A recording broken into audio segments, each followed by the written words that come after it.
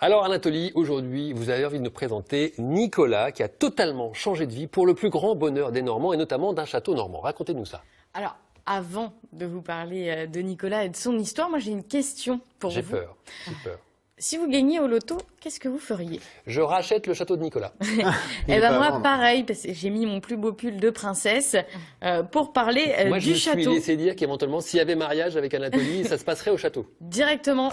Moi, c'est un château devant lequel je passais beaucoup quand j'étais petite et qui est magnifique. Alors, il est où ce château d'ailleurs? C'est le château du Tailly, il est situé à Duclair en Seine-Maritime et donc nous avons Nicolas ici présent qui lui n'a pas gagné au loto. Ah bah alors Nicolas. Mais il est quand même avec sa famille l'heureux propriétaire de ce château. Alors Nicolas, la question forcément qui me brûle les lèvres, c'est comment on passe d'un pavillon de la région parisienne à un château en Seine-Maritime? Sans gagner au loto. Sans gagner au loto. À la base, c'est pas moi, ce sont mes parents en fait qui ont fait l'acquisition du château en 1998. Donc moi, je n'avais que 16 ans. Bien sûr, à 16 ans, quand on me demande mon avis, si je suis partant pour l'aventure, je n'ai plus que dire oui. Et donc voilà, on s'est rapidement lancé dans une aventure qui promettait moult rebondissements et puis surtout beaucoup d'inattendus. Et voilà, ça fait aujourd'hui 22 ans qu'on y est, mais il y a eu plusieurs fois où malheureusement, ça a failli s'arrêter. Brutalement. Oui, parce que Patrice, je crois que visiblement, la vie de château, c'est surtout beaucoup de boulot.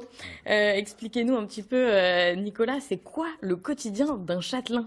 En fait, aujourd'hui, on a la chance d'avoir avancé, évolué, de faire beaucoup de choses au Tailly, mais il est vrai que mes journées sont composées entre l'entretien, les travaux, les restaurations et puis la commercialisation, puisqu'aujourd'hui, pour moi, c'est un outil de travail. C'est certes ma passion et une maison de famille avant tout, mais aujourd'hui, on est obligé de générer un maximum d'activités autour pour récupérer des recettes qui nous permettent de financer les centaines de milliers de travaux que nous avons faits et les centaines de milliers, si ce n'est pas les millions, qui restent à faire, bien sûr. Est-ce que vous avez déjà eu envie d'abandonner? Non, souvent il y a des coups durs. Il est vrai que ça empiète fortement sur la vie de famille. Et puis voilà, c'est comme on le sait avec mon épouse, c'est un mariage à trois. Elle le sait bien. Hein, le Tailly est entre nous. Ou alors est-ce que c'est lui qui nous lie ensemble? Je ne sais pas. Mais en tout cas, il est présent quotidiennement et on fait avec. Mais c'est vrai que souvent, surtout l'hiver, voilà, quand il fait très froid, c'est très humide. Il y a des passages, ouais, c'est un peu à vide. Et surtout quand les problèmes s'accumulent, ouais, c'est petit passage à vide, mais vous avez bien fait de pas abandonner puisque vous avez reçu le prix du jeune repreneur de monuments historiques. Alors, c'est quoi ce prix? Alors, c'est un prix, il y a une association en France qui s'appelle la Demeure Historique qui aide les propriétaires de monuments privés et en fait, ils attribuent différents prix chaque année. Et il y a un prix en France qui récompense les jeunes propriétaires donc de monuments, ceux qui reprennent le flambeau après souvent leurs parents ou qui font l'acquisition d'une propriété comme ça dans le but de la faire revivre et de la restaurer. Voilà. On est deux Normands d'ailleurs à l'avoir touché. Guillaume Garbe du château de Carneville dans la Manche aussi, il a été le premier, moi j'ai été le troisième. Voilà, on se suit, les Normands sont forts. Bravo les Normands. Le patrimoine. Bravo. Vive la Normandie. Oui, ils sont courageux les Normands. On ne le dit pas assez, on ne le dit pas encore assez. Alors vous avez un projet qui vous tenait à cœur, la serre extérieure, alors pourquoi? En fait, au Tailly, on n'a jamais le confort est sporadique, même inexistant.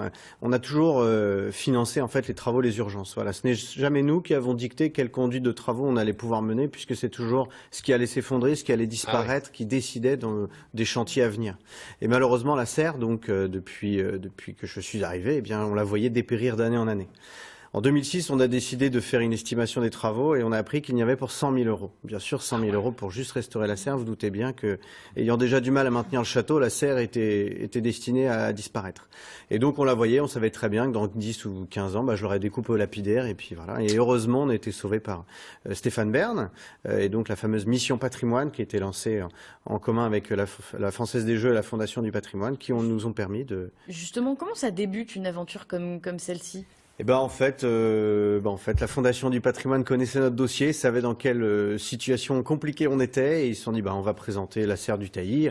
En plus, il y avait beaucoup d'autres monuments, églises, châteaux, etc. Il n'y avait pas de serre, donc voilà, c'est probablement ce qui a sauté aux yeux de Stéphane Bern.